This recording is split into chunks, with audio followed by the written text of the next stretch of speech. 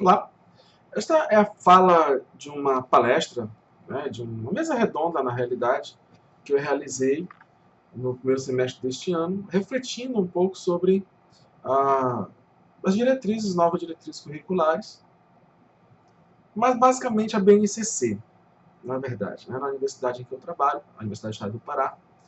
E o que é interessante aqui é que nós precisamos entender um pouco a história, rapidamente, claro, a história da BNCC, e umas reflexões sobre como eu refleti desafios e possibilidades que tem a formação docente a partir, né, desse caminho da BNCC e das possibilidades futuras.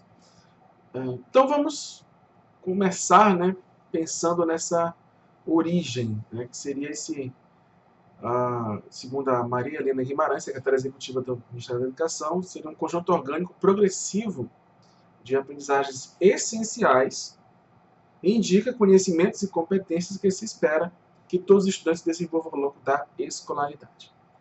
E aí a gente já começa a pensar no seguinte, né? Primeiro que é uma construção já tem pelo menos uns 10 anos, ah, que entre governos que vão mudando, que o MEC está estruturando essa ideia da BNCC.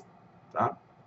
Essa aqui é só mais uma representante de várias situações. Então a ideia vem lá da Constituição da República Federativa do Brasil de 88, que fala: serão fixados conteúdos mínimos para o ensino fundamental, de maneira a assegurar formação básica comum e respeito aos valores culturais, artísticos, nacionais e regionais. Então é importante a gente ter isso como a primeira ideia. Claro que antes disso já se discutia, mas assim, vamos fundamentar nesta lei aqui. Tá? Então, a partir da Constituição, o que é que tivemos? Tivemos a Lei das Diretrizes e Bases, né?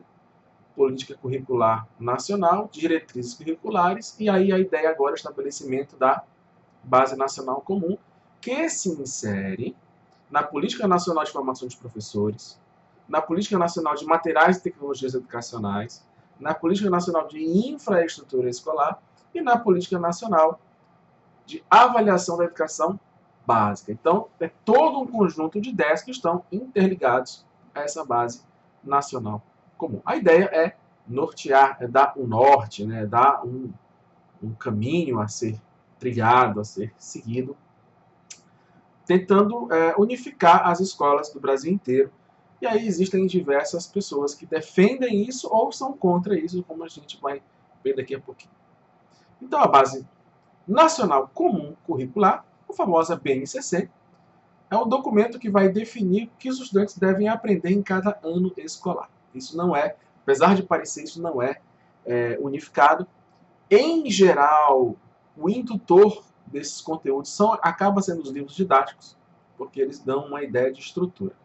E as pesquisas mostram, né, que as pessoas seguem bastante o livro didático. Então a BNCC agora, assim, valendo nessa etapa final, ela tem a partir de 2014, está bem mais forte, tá? Contou com 12 milhões de contribuições na pesquisa aberta na internet. Participaram 9 mil professores, gestores especialistas em diversos lugares do país.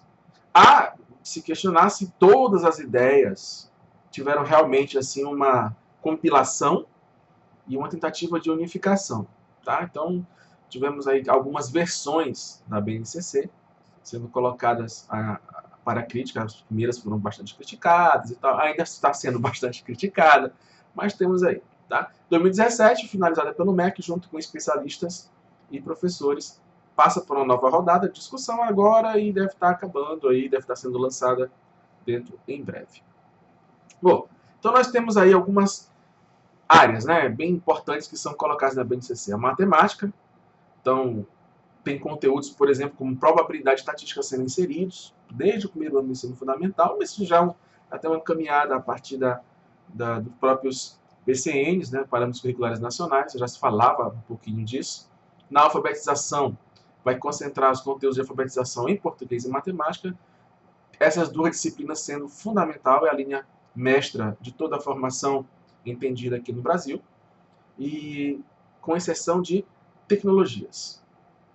Capacitação tecnologias digitais e tentando ver isso como uma possibilidade na escola, tá? Cada vez mais entrando na escola, as novas tecnologias de informação e novas tecnologias de educação, né? Não podemos esquecer que a escola é uma tecnologia educacional, que o quadro é uma tecnologia educacional, que a cadeira é uma tecnologia educacional, tudo é uma tecnologia educacional.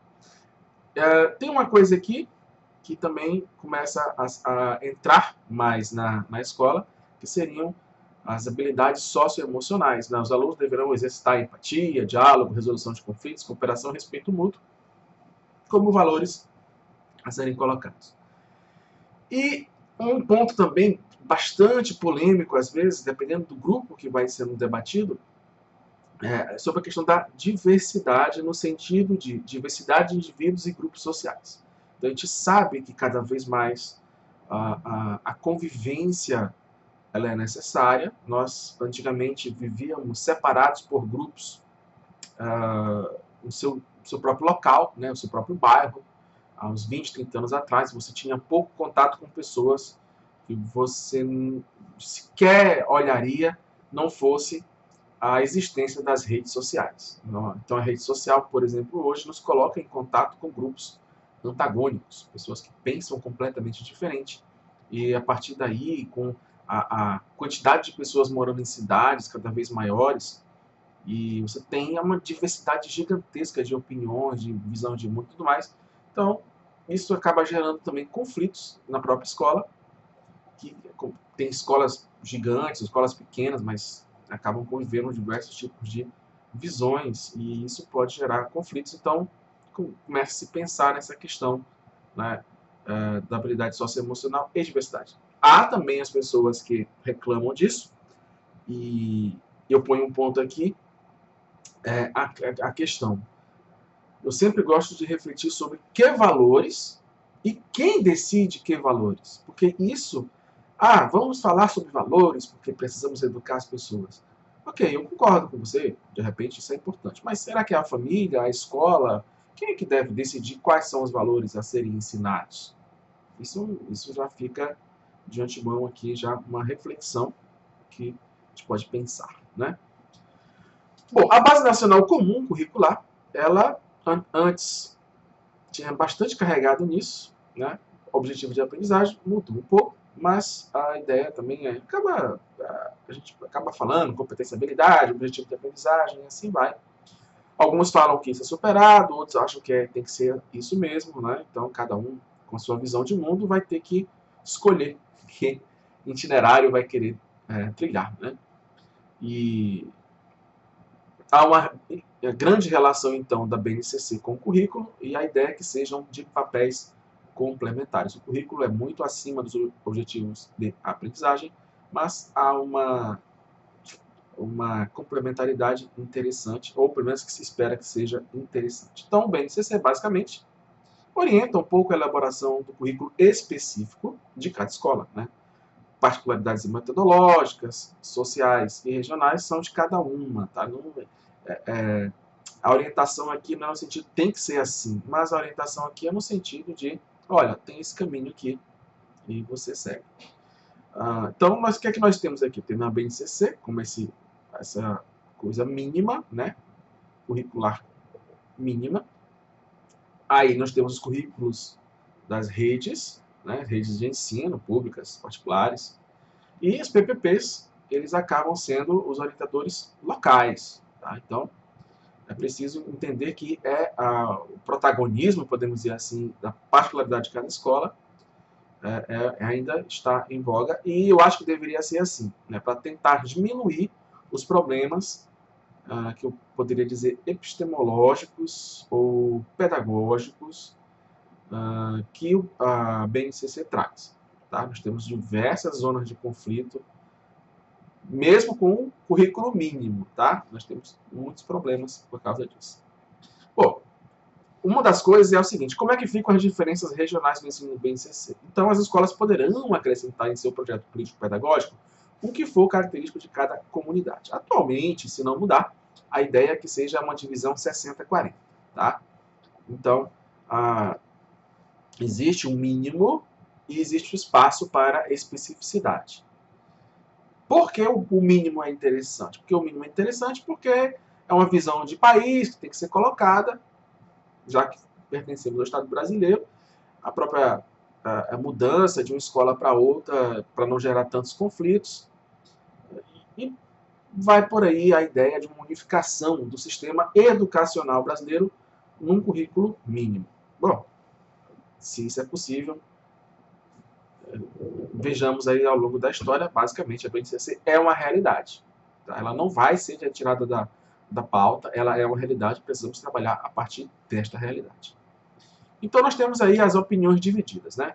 O processo deveria ser mais técnico, uma abertura muito ampla dificulta a elaboração de um currículo, alguns desejam, abriu muito, mas sinceramente eu acho que no final eles não vão, assim, eles vão pegar os especialistas e dizer, olha, vai ser isso, isso e isso, acabou, o pessoal falou, é muito bonito, mas deixa para lá. É por isso que é importante o PPP da escola suprir esse problema da base curricular comum. Tá?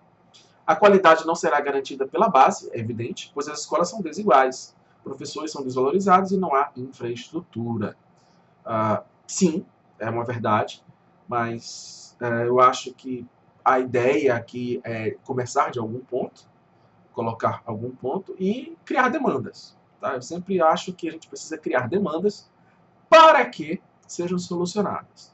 Se a desigualdade das escolas existem, a ideia é melhorar as escolas ruins. Como é que a gente pode fazer isso? Tá? Tem problemas estruturais, problemas de existência até. Né? Tem escolas que são complicadíssimas em vários rincões do Brasil. Então precisamos tentar superar isso. Tanto nas grandes cidades quanto no interior mais longínquo. Nós temos diferenças gigantes entre alguém que mora na periferia do Rio de Janeiro e precisa se abaixar para fugir do tiroteio, para a escola mais distante do interior do Amazonas, do Pará, do Acre, que leva 18 horas para se chegar ao município de barco, né? Então, ou mais, às vezes bem mais. Ou então não consegue chegar porque o rio secou. A base vai interferir no projeto da escola, especialmente das particulares, dando pouca liberdade e limitando a criatividade. O que eu acho uma coisa interessante, é preciso ter muito cuidado quando se diz, olha, tem que ser isso no mínimo, porque às vezes o mínimo se torna o máximo. E a liberdade da própria estrutura escolar pode ser diferente. Existem projetos de escolas que não têm currículo, que não têm conteúdo a ser ministrado. Basicamente, se explora a criatividade, a liberdade da criança, e ela vai fazendo os próprios currículos, o próprio conhecimento. Então, quando você diz tem que ensinar isso nessa série, você mina lá a escolha da família, né, você prejudica a escolha da família de colocar o filho numa escola que tem essa opção. Tá? Enquanto existem famílias que desejam escolas muito mais... Olha, tem que ver tudo isso ao longo do ano e meu filho é assim, eu coloco ele numa escola, por exemplo, a escola que tem orientação para o vestibular, a escola que tem orientação militar, né, que também tem um conteúdo bem forte, nesse sentido de tem que ser assim, assado, cumprir tal programa e assim vai. Então, existem situações de um lado para o outro. Tá? Os alunos serão nivelados por baixo, nas avaliações que estarão alinhadas apenas à base, né? IDEB, que usa a Prova Brasil, ANA.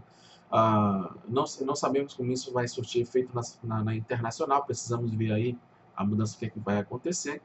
A base vai reforçar a tendência do modelo educacional excessivamente avaliador de conhecimentos cognitivos. Bom, pode ser, mas tem gente que não acredita que isso é a melhor forma de avaliação, ou pelo menos a forma que é possível, e outros acreditam que existem outras formas de avaliação. Mais uma vez, voltamos à questão da liberdade de cada sistema educacional, de cada professor, de cada escolha metodológica.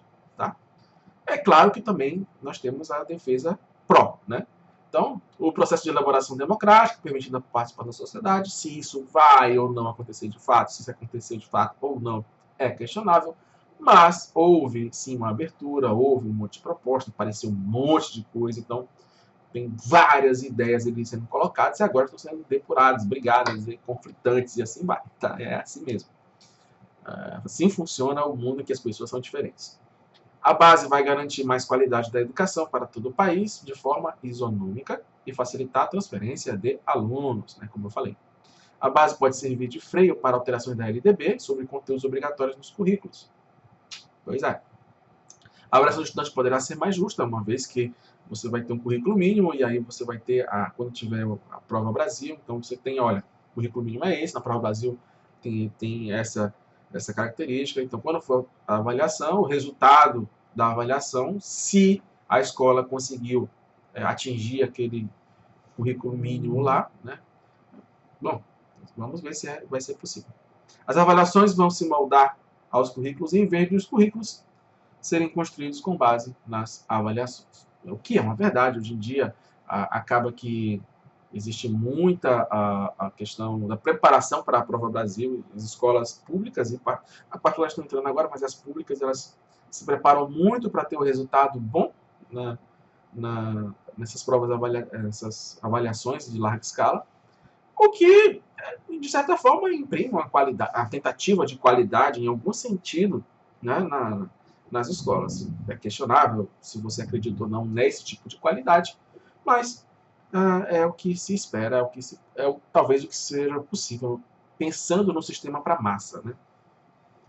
Bom, e aí nós temos aí umas competências que são defendidas nessa questão toda, né?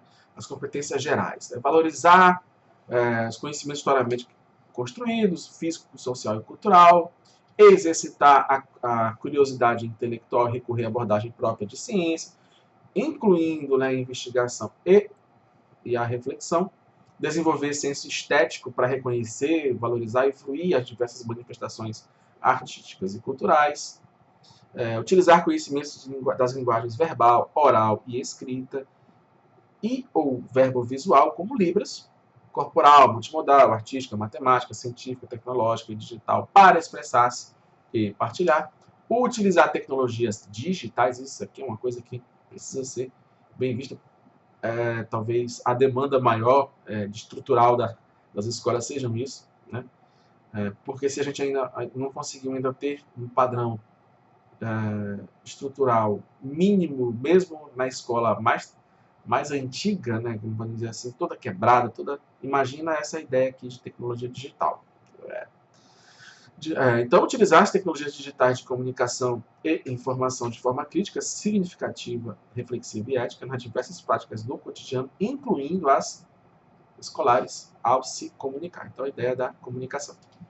Valorizar a diversidade de saberes e vivências culturais e apropriar-se de conhecimentos e experiências que lhe possibilitem entender as relações próprias do mundo do trabalho. Então, aqui, uma referência ao mundo do trabalho, que é uma das ideias da formação da escola. Tá? Não é a única, mas é uma das ideias bem fortes. Argumentar com base em fatos, dados e informações confiáveis. Quais são, como escolher, para formular, negociar e defender ideias, pontos de vista e decisões comuns. Então, isso é algo a ser desenvolvido na escola. Conhecer-se, apreciar-se e cuidar de sua saúde física e emocional, reconhecendo suas emoções e as dos outros, com autocrítica e capacidade para lidar com elas e com a pressão do grupo. Como a escola vai fazer isso? É um negócio complicado porque mexe com valores. Eu já coloquei aquela questão como escolher que valores. Né? A partir de quê? Quem decide? A escola? A família? Vamos lá. Exercitar a empatia, diálogo, resolução de conflitos e a cooperação, fazendo-se respeitar e promovendo respeito ao outro, com acolhimento e valorização da diversidade de indivíduos e de grupos sociais. A palavra diversidade aqui, ela é um dos fundamentos, né, da BNCC, e ela tem diversas formas de ser entendida e resolvida. Tá? É um dos pontos de conflitos em diversos grupos. Agir pessoal e coletivamente com autonomia, responsabilidade, flexibilidade, resiliência, determinação, tomando decisões com base nos conhecimentos construídos na escola. Então, são essas competências gerais. Não sei se mudou, se vai mudar, porque foi a última, né? Você está vendo aqui, essa fala, ela é temporal, ela está determinada aqui nesse tempo. Então, se você está vendo no futuro aí, de repente já mudou bastante coisa, talvez nem tenham mais essas competências, ou então a BNCC já foi revogada, não sei.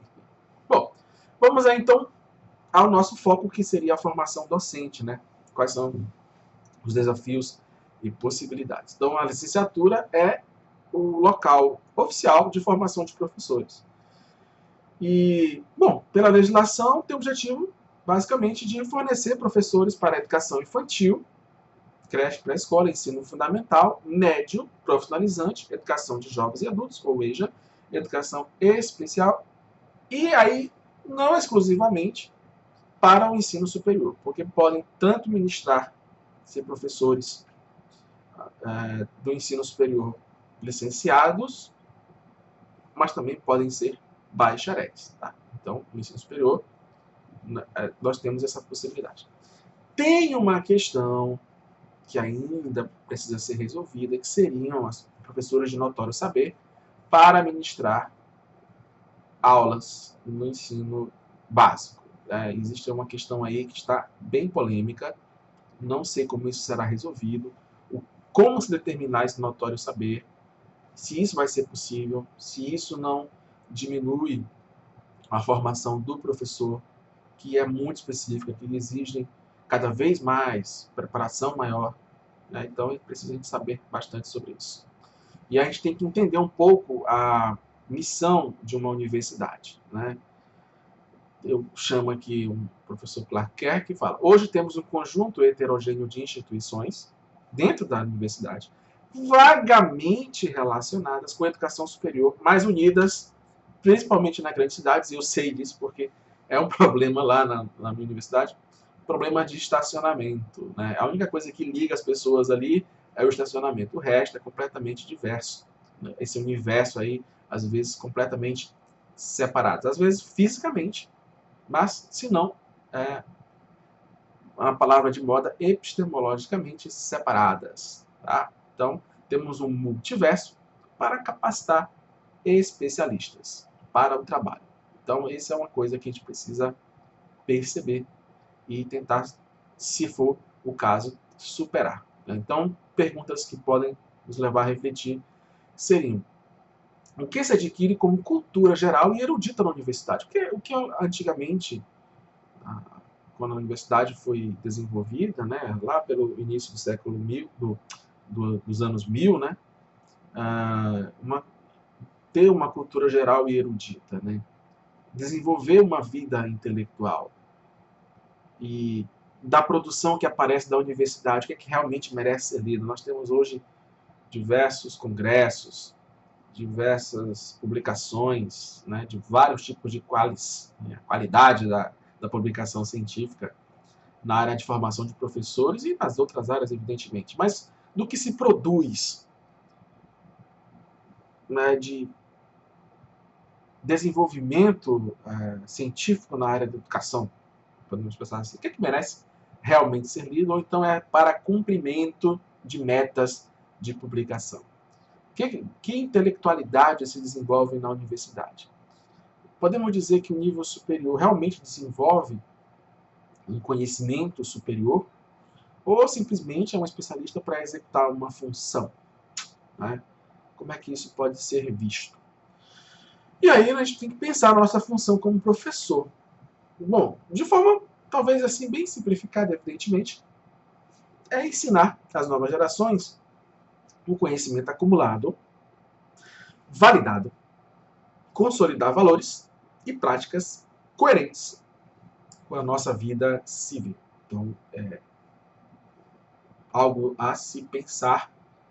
Você pode ter diversas outras ideias de função do professor. Eu estou partindo para que você entenda dessa aqui. Eu acho ela interessante. Podemos até abrir muito mais qual é a função do professor, mas podemos partir dessa daqui. A gente tem que perceber que o professor ele vai lidar com o conhecimento que foi acumulado e que é validado na sociedade. Os valores que foram construídos, os valores perenes, os valores que a sociedade, entre idas e vindas, entre sangues e glórias, assumiu, né, de uma forma mais ou menos homogênea. Claro que não é homogênea, né, mas que pelo menos aparentemente por exemplo, o diálogo. Diálogo é algo que todo mundo precisa ter. Então, ou não é para ter diálogo. Então, entenda que existem valores aí que estão à nossa volta e que eles, entre idas e vindas de discussão, pode ser que sejam importantes a gente manter. Como eu sou um professor de matemática e de física e de ciências, né, põe uma questão. O que se espera, então, de um professor dessa área? Mas também esse é aberto para qualquer professor. O que se espera de um professor de outra área? Vou falar um pouquinho, talvez específico, talvez não, mas a ideia é fazer a reflexão. Então, olha só, o que a BNCC acaba... Peguei algumas ideias aqui. O professor precisa contextualizar conteúdos. E aí? Como é que ele vai conseguir fazer isso, né? De componentes curriculares, identificando estratégias para apresentar. Então, além de conhecer bem a sua área específica, ele precisa ter bastante estratégias para apresentar. Estratégias que a própria pesquisa educacional acaba falando que é necessário. Que se você aceita o resultado das pesquisas educacionais, é claro. Decidir sobre forma de organização interdisciplinar. Né? A ideia que a interdisciplinaridade precisa cada vez estar mais presente, né, para esses componentes curriculares. O que é componente curricular? São nossas disciplinas, matérias, né, com esse nome aqui, porque tem todo um outro viés, mas a ideia básica é o que você conhece como disciplina, como matéria. Tá? Componente curricular. Selecionar e aplicar metodologias e estratégias didático-pedagógicas diversificadas. Conceber e pôr em prática situações e procedimentos para motivar e engajar os alunos na aprendizagem. Motivação é um negócio complicadíssimo, né? Porque você tem 40 alunos numa sala. Como motivá-los? Cada um com suas perspectivas e vidas completamente distintas e diferentes. Construir e aplicar procedimentos de avaliação formativa de processo ou de resultado. Porque aí nós temos a avaliação no processo e a avaliação no resultado. Porque na escola existem, ou deveriam existir os dois, uma vez que isso precisa dos dois. Tá? Alguns acreditam que tem que ser só de processo, outros acabam usando só de resultado, por ser mais simples, né? Aquela prova no final do bimestre, aquela prova no final do ano. Né? Mas outros não, processo, tem que ver qual foram os ganhos, como é que a pessoa se desenvolveu e tudo mais. É uma coisa bem mais contínua, como se diz. E, por fim, selecionar e produzir, aplicar e avaliar recursos didáticos e tecnológicos. Tá? Por fim, que eu digo aqui, existem muito mais coisas, eu só separei algumas. Tá? Então, aí vamos ao seguinte. Quantas pessoas, vamos pensar nisso, quantas pessoas são atendidas na escola? Eu peguei aqui os dados do censo de 2013, na educação básica, não estou nem falando da superior, tá? Na educação básica nós temos 50 milhões, no mínimo, tá bom? Ensino fundamental e médio, 30 milhões. Tem países que não têm 30 milhões de pessoas. A Finlândia tem 6 milhões de pessoas. Na nossa escola, nós temos 30 milhões espalhados do Oiapoque ao Chuí, em diversas realidades completamente distintas, em diversas demandas completamente distintas. E como solucionar uma educação para 30 milhões de indivíduos. A gente, às vezes, acha, quando está o resultado de uma pesquisa ou de uma leitura, que aquilo ali serve para 30 milhões de pessoas. A gente esquece isso. As pesquisas educacionais, elas, em geral, são qualitativas. Tá? A grande maioria, os resultados são qualitativos. E uma das coisas do resultado qualitativo é que é muito complicado você generalizar o resultado. O processo até é possível, mas o resultado, generalizar, é muito, muito, muito complicado. Então, precisamos pensar um pouco nessa situação. Né? Toda solução que se propõe, ela é para 30 milhões de pessoas? Eu acho que não é provável que isso ocorra, certo? Pelo menos eu tenho essa ideia. Que ninguém organizando centralmente, tipo o MEC, consegue pensar em 30 milhões de pessoas, indivíduos completamente distintos, completamente diferentes, com famílias que têm expectativas completamente diferentes, às vezes antagônicas, né? Mentes individuais, apesar da gente poder generalizar alguma coisa, mas, poxa vida, como é que a gente vai fazer isso? Outra pergunta, como construir uma escola? Porque a gente acaba pensando uma única coisa, uma escola que respeite interesses e potencialidades individuais. 30 milhões de potencialidades individuais. é algo a se pensar sempre que lemos, vemos e testamos alguma estratégia, conteúdo e coisas assim. Outra coisa, imagina que um estudante sai do ensino médio. E aí a gente olha para o nosso centralizador, né, da organização, que é o MEC.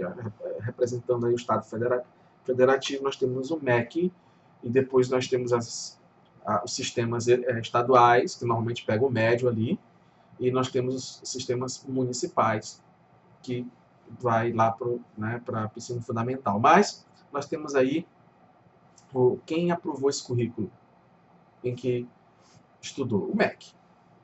Quem garante que os professores que lhe ensinaram tinham boa formação? Bom, o diploma fornecido pelo MEC. O que garante que ele está apto ou não para entrar na faculdade? Um exame aprovado feito no MEC, atualmente o Enem é o mais forte, mas existem vestibulares em algumas faculdades. Mas o Enem está soberano aí. Quem decide o que é atestado nesse exame, independente do que realmente importa para o estudante ou para a faculdade? O MEC. Então nós temos algo central, com um número limitado de pessoas que conhecem uma zona da realidade brasileira também limitada, propondo uma solução para 50 milhões de pessoas ou mais. Na verdade, propondo uma solução educacional para o Brasil. A impossibilidade de isto acontecer é gigante. Então, nós temos aí um problema em que, quando qualquer mexida que o MEC faz, ela cria potencialidades, mas também cria barreiras, às vezes intransponíveis. Como eu falei, se eu quero colocar o meu filho numa escola em que o conteúdo não é o foco, mas sim desenvolvimentos de habilidades socioemocionais, eu não quero que meu filho estude matemática, física, português, história, arte. Não, eu quero que meu filho vá para a escola, tenha curiosidade e estude o que ele quiser ao longo da sua vida. Eu posso fazer isso como um pai? E aí o MEC diz que não, eu não posso. Eu tenho que colocar meu filho na escola, passar pelo processo da própria escola, e se eu não fizer isso, eu vou ser processado como um abandono de incapaz. Abandono intelectual de incapaz. E isso é complicado, porque quem deu esse poder ao MEC? Eu não dei esse poder ao MEC. Ao mesmo tempo que ele também não consegue resolver todos os problemas. Né? Mas, por outro lado, como um país, nós também temos aí a necessidade de ter alguma organização mínima, será? Como é que a gente pode conciliar isso? Né? É algo que fica para a reflexão, para a dúvida, se isso é possível. Então, perguntinha básica, né? É possível um único sistema organizador central resolver problemas educacionais de 200 milhões de seres individuais que nós temos aí atualmente no nosso país? E aí, eu coloco passado essa não é passado resolvido isso, não é apenas passado esse momento, fica a reflexão aí para você. E nós temos aí as visões distintas sobre educação. Por exemplo, né, nós temos uma educação que é a escolarização. Logo, o que importa são escolas. Como o dinheiro é público, deve ser gasto em escolas. Ou então nós temos a educação, que é o desenvolvimento pessoal, profissional de cada indivíduo. Logo, o que importa é o indivíduo. Então nós temos o foco na escola ou nós temos o foco no indivíduo. Simplificando, é claro. Como o dinheiro é público, ou seja, das famílias dos educantes, deve ser gasto onde for mais adequado para eles. Se a gente pensar na questão da liberdade, eu penso assim, o Estado ou um sistema particular de ensino fornece um serviço. O indivíduo, pelo acordo que nós fizemos como sociedade, tem o direito à educação. Isso é um direito. Logo, tem alguém que tem que pagar, né? Tem um dever. Por isso que nós recolhemos impostos. Teoricamente, seria para investir nesses direitos. Porque a gente sabe que, na nossa realidade, os seres humanos, por falíveis que são, corruptos que são, acabam não acontecendo na integralidade, ou às vezes é o mínimo que sobra lá para aplicar para a resolução desse direito. Então, se você entende assim, vamos lá. Se a educação, vamos pensar na educação direito. A educação é um direito, então eu tenho esse direito de ter uma educação. Mas eu tenho o acesso à educação de qualidade? Na realidade atual do Brasil, que eu saiba, não. Como é que eu escolho, então, onde colocar meu filho para receber esse direito? Você é obrigado a colocar numa escola. Se você não tem dinheiro, já que recolheu o imposto, você coloca numa escola pública. Legal. Mas a escola pública vive essa realidade de má qualidade. Ela tem lá o cara que roubou dinheiro, que não vai melhorar essa escola. E eu gostaria de colocar ela na escola que eu escolhesse pagar a partir do dinheiro do meu imposto. E um sistema que falam, né, que é interessante, eu não sei se é, mas eu ouvi falar, que tem nos Estados Unidos, né, temos aqui no Chile, que são o sistema de voucher, em que você recebe o valor, como se fosse aquela Bolsa Família, mas aí você recebe um valor, né, que é mais ou menos distribuído per capita. Aí você pega lá o tanto de dinheiro que o país vai colocar na educação. Vamos imaginar, excelência, 10% do PIB. Não vai ser isso, né? Divide pelo número de pais de filhos aí em idade escolar. Então, olha, seu filho merece aqui pelo direito para a educação R$ 400. Você vai escolher uma escola e vai colocar o seu filho lá e vai pagar a mensalidade. Se a mensalidade for acima disso, você vai ter que completar, porque o imposto recolhido aqui no nosso país foi esse, e aqui é o que é possível a gente fornecer. Também vai ter escola pública. Tá? Você não precisa pagar, também não vai receber o dinheiro, mas não vai pagar e está lá, beleza, vamos lá. Qual é a situação aí? Como eu entendo, quem o Estado me fornece um serviço ou uma escola particular em que eu coloco meu filho me fornece serviço, eu vou escolher aquele que me fornece o melhor serviço para o que eu desejo. Tá? Eu penso no meu filho, na minha filha. Você pensa no seu filho, na sua filha, no seu sobrinho, na sua sobrinha, no seu primo, quem quer que esteja na idade escolar. E aí cada um vai tentar resolver o seu problema colocando no sistema de ensino mais próximo do que ele deseja. Mas ele mora num local completamente isolado e só tem essa escola pública. Paciência, é a realidade. Mas se está em grandes cidades, ou em cidades médias, existe uma possibilidade maior. Né? E eu acredito que o sistema ele deva ter uma certa competitividade.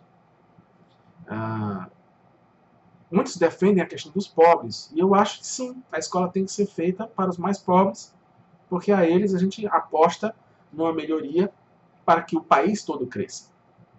Né? E se isso é verdade, então eu acho que o dinheiro dos impostos deveria ter essa escolha individual. Tá?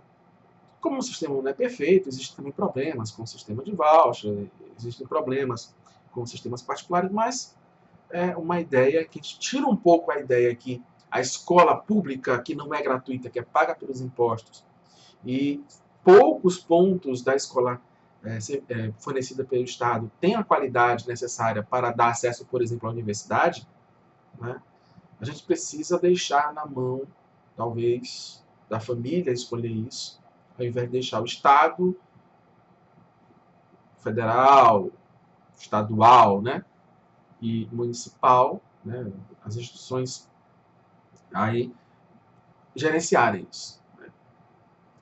Digo isso porque todo professor de escola pública, se possível for, procurará a melhor escola para os seus filhos, assim como qualquer pai. Eu acredito que sim, a não ser que ele não goste dos filhos, não queira que eles estudem. Mas eu acho difícil, vou colocar meu filho numa escola ruim, péssima qualidade, mas é porque ela é pública. Eu não acredito que isso seja uma regra. Tá? Eu falei todo, mas de repente tem, né? No mundo sempre tem esse tipo de situação. Então, a gente tem que pensar um pouco também, não só naquela educação direito, que ela é muito importante, mas atrelada a um dever, alguém tem que pagar. Tá? E quem paga, independente do que vai acontecer, vai ser o mais pobre, porque ele paga muito mais do que uma pessoa que enriqueceu.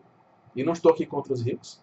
Apenas uma questão de uso mais racional, uma tentativa de pensar no uso mais racional do dinheiro que é obrigatoriamente dado ao Estado.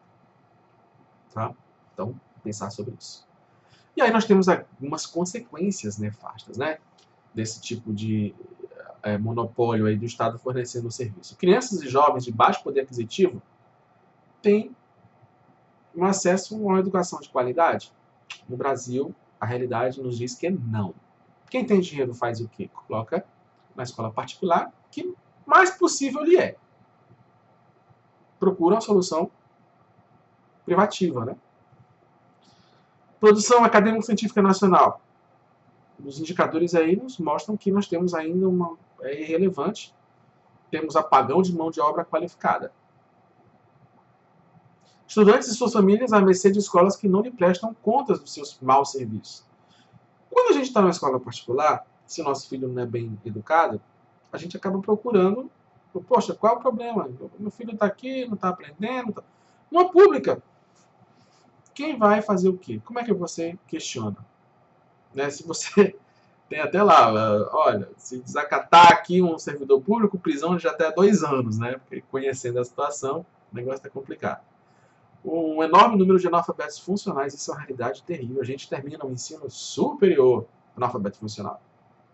Resultados pífios em exames internacionais, como o PISA, conflitos ideológicos complicadíssimos no ambiente escolar, porque existe uma diversidade de pensamentos. Então, se você coloca pessoas completamente diferentes, antagônicas ali, existem conflitos muito grandes, né? Então, precisamos também pensar um pouco como é que a gente diminui isso daí.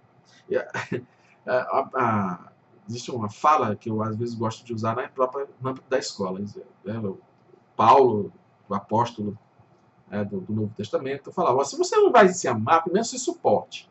Mas às vezes você não consegue se suportar no mesmo ambiente.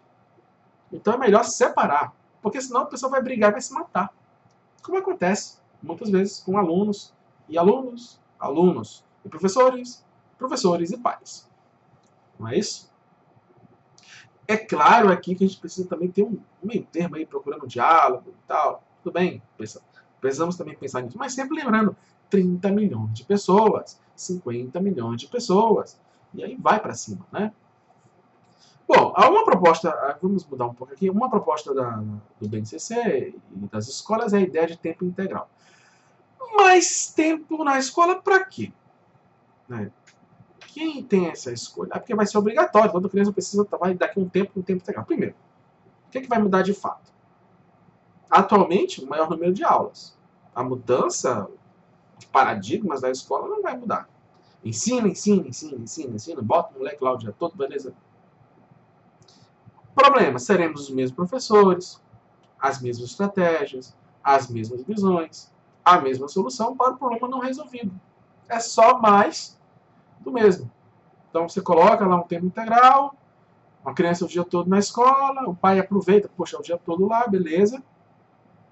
Mas não precisa mais contratar babá, nem arranjar aqui com minha família. Fica lá, mas e aí? Como é que está sendo pensado esse tempo integral de fato? E sem falar na questão financeira. Porque vai dobrar, ou até mais do que um pouco, não só dobrar, talvez. Porque se eu tenho uma escola que atende em 3 horários, se eu coloco em tempo integral, o da noite tudo bem, educação de jovens e adultos só vai lá à noite.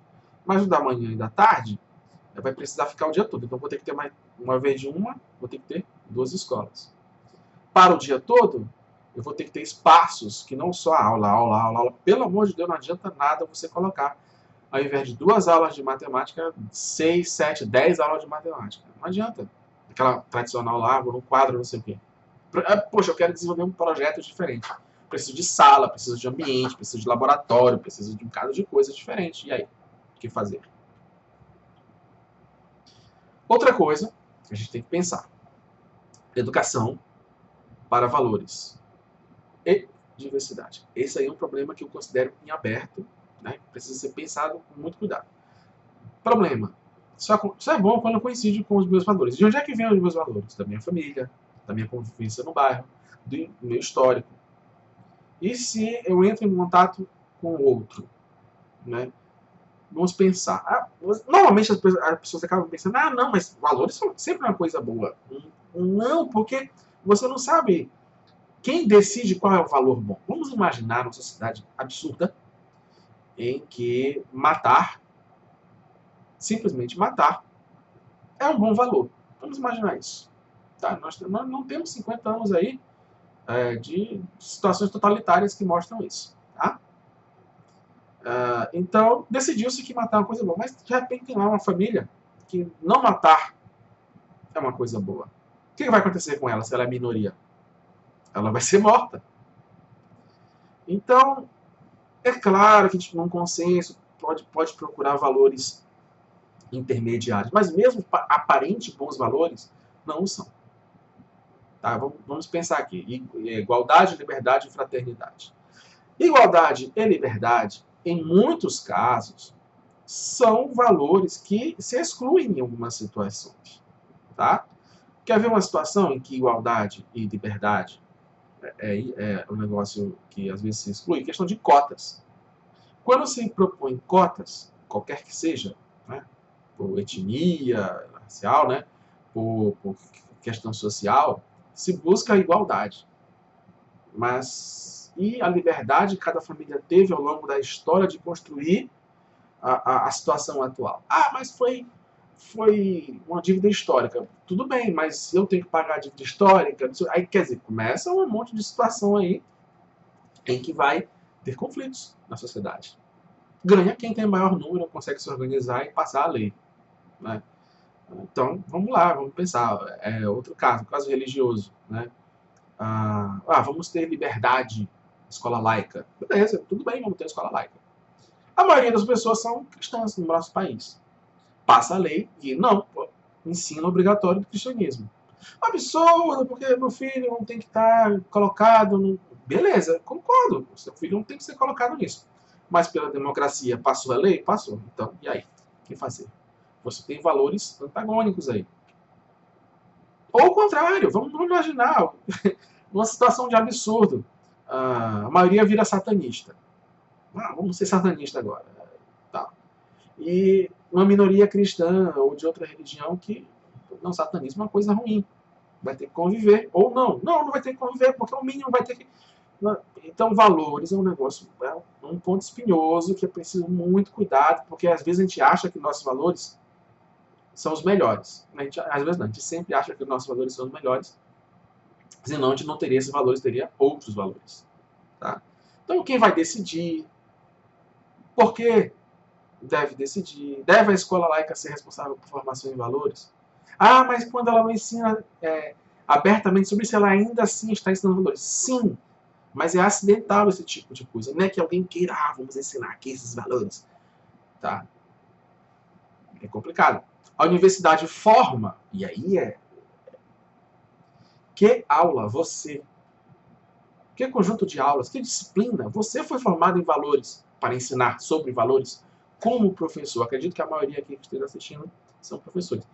Né? Então, você vai, a partir de algo da universidade, ensinar sobre valores?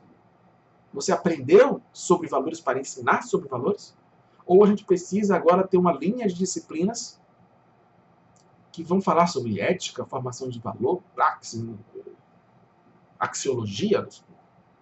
Eu acho que a realidade atual das licenciaturas, e eu não conheço talvez nenhuma, mesmo filosofia, que informe aí nessa questão de valores. Ou a gente vai ter uma educação aí na escola, valores, 1, 2, 3, 4, né, e assim vai.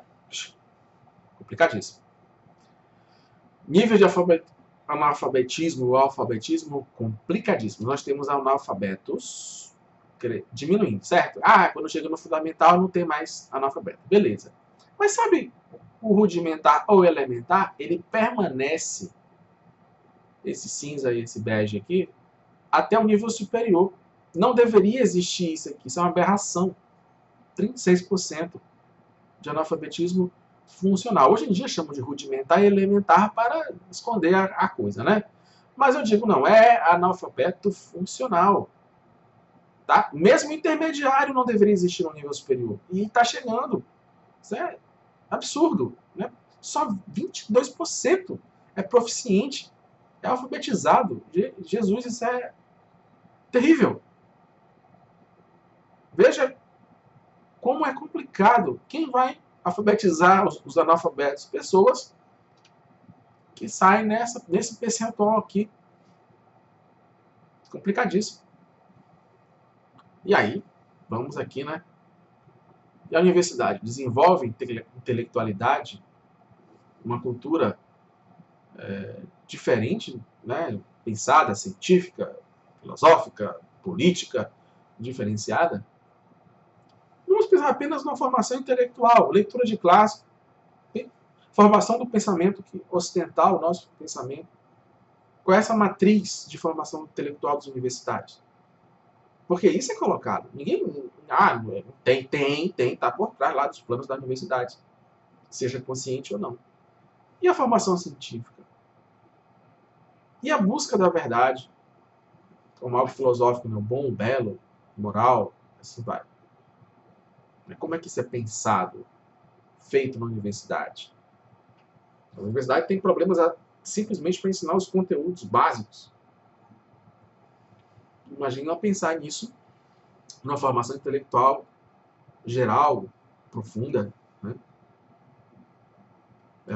É algo assim. Você, como que está aí no nível superior, qual a minha formação intelectual? O que eu leio? O quanto eu leio? O que eu conheço? De filosofia, de moral, de história da minha sociedade, da formação? Que escolhas políticas conscientes eu tenho de mundo, de visão de mundo? A partir de que leituras, de que sábios, pessoas que vieram da gente, construíram, refletiram muito mais, escreveram muito mais, das experiências corretas e incorretas ao longo da história, dos sistemas de governo,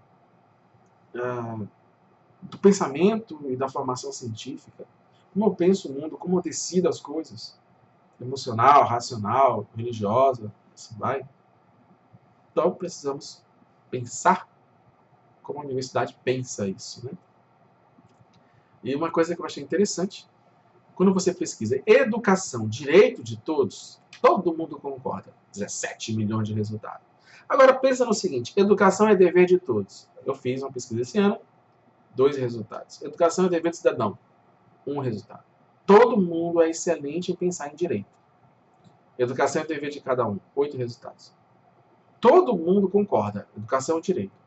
Mas o dever é de quem? É do Estado, o Estado tem que resolver. O que é o Estado? Somos nós? São os políticos? São os burocratas? Então é muito simples pensar na educação, o outro tem que me dar. O outro que tem que fazer. Não, tem que se virar, dar o jeito aí. Mas e o dever? E a contrapartida? De onde vem? Sempre é bom pensar, para todo direito, um dever. Ou mais. Um dever ou mais. Eu, pessoalmente, atualmente, para mim a educação é uma conquista. Conquista do indivíduo, uma conquista da família. Para mim o Estado, a escola, só podem oferecer o serviço a esse direito. Alguém tem que pagar isso. Alguém tem que organizar isso. Outra coisa, existem diversas propostas. Confessional, militar, Waldorf, Montessori, Piagetiana, e assim vai. Propostas diferenciadas, às vezes antagônicas. Como conviver dentro do sistema que tem um currículo mínimo? Não é simples. E aí, eu deixo aqui como final, não vou, já está grande, né? Está grande o suficiente, não vou adentrar, mas algumas propostas, algumas ideias, pensar numa formação mais flexível do licenciando, né? Pensando também na formação intelectual, formação em competências e habilidades, também, não exclusivamente, mas também, como uma resposta ao que está na Prova Brasil, né? Nem que tem professores que saem para o nível superior sem entender, sem conseguir elaborar um item, né, que é necessário para essas avaliações, que não vão sair daí. Elas existem, vão ser utilizadas. É preciso partir da realidade. Mas porque eu não concordo com esse tipo de... Tudo bem, você pode não concordar, mas o seu trabalho vai exigir que você saiba, que você entenda, até para criticar. Tá? Formação com foco em desenvolvimento intelectual erudito, eu acredito nisso, eu acho que uma dimensão que a universidade perdeu, quando ela se especializou muito na formação para o mundo do trabalho, tá? Ou para simplesmente a pesquisa científica, né, exclusiva lá dentro da universidade. Então, a gente precisa pensar também talvez um ganho intelectual, erudito, diferenciado. Tá? Muitas pessoas falam isso, eu só... Nenhuma ideia, claro, evidente, nenhuma ideia aqui é sair da minha cabeça, tá? Residência docente, há semelhança do que acontece na área da saúde, né? Uma especialização com tutoria, uma preceptoria mais próxima lá. A Finlândia pratica isso, né? O professor vai, são selecionados para ser professor. Primeiro tem uma seleção bem mais adequada, tá? E precisa iniciar com já uma pesquisa educacional, uma especialização, tá? Com tutoria de alguém mais experiente, né? Uma preceptoria de alguém mais experiente, acompanhando de 1 a 2 anos, para dizer, não, esse aqui está aprovado. Não é simplesmente uma prova da OAB, por exemplo, uma prova do professor, da docência, para ser professor. Não, não, não. Você pode até fazer uma prova da OAB, a semelhança da prova da OAB. Então, beleza, ok. Mas, para ser professor, para ficar aqui no sistema de ensino, para ter lá a garantia, eu acho importante uma prática docente real, avaliativa, diária. Não só o estágio, 2 vezes, 1 vez por semana. Isso não resolve. Ajuda, começa a entender o mundo da prática docente, mas não resolve. Evidentemente, isso aqui também não vai resolver, mas eu acredito que dá uma melhora substancial. Tá? Sistema escolar diferenciado como conquista para as melhores instituições. Tá? Um caso aqui, institutos federais, eles têm resultados muito bons. E por que eu acredito? Porque o sistema lá é competitivo. Vão os melhores professores e vão os melhores alunos na seleção que eles praticam. Tá? Com o resultado, seus índices são muito bons. Sistema de voucher, eu acho interessante pensar nisso, né, que a escolha vai para a família e deixar aí livre para quem quiser oferecer um serviço melhor que o sistema público obrigatório e pago por impostos. Sistema de escolha docente. Como escolher os melhores para serem professores? Uma vez que acreditamos que a educação é um valor, né, todo mundo acredita que a educação é um direito de todos. Mas, poxa, a gente coloca, às vezes, profissionais que estão aí. Como? Como são formados? Né? Como se reproduzem? Como estão aí? Foco na escola. O que ela pode resolver? O que, de fato, a escola pode oferecer? Ela não é a solução para tudo. Então, vamos simplificar aí as funções da escola que estão muito complexas. Ok? É isso. Tá grande, tá demais. Se você concorda, discorda de alguma coisa, coloca aqui no comentário, pensa que você... Eu acredito que aqui é só uma ideia, não sei se você conseguiu chegar aqui até o fim. Se você chegou, você é um vitorioso. Muito obrigado, muito obrigado por ter terminado essa reflexão comigo. Tá legal? Eu agradeço. Coloque nos comentários aqui o que você achou interessante ou discorda. E, sei lá, compartilha com seus amigos. Use, se você é um professor de formação, um colega aí de formação de professores, use aí, discuta, até para discordar. Olha, eu vou colocar um vídeo aqui de um cara que eu discordo de tudo que ele falou. Mas coloca, debate com seus alunos, até me convide para uma conversa online, se estiver distante, né, de onde eu moro. Eu estou à disposição para fazer essa conversa. Tá? Muito obrigado, até a próxima.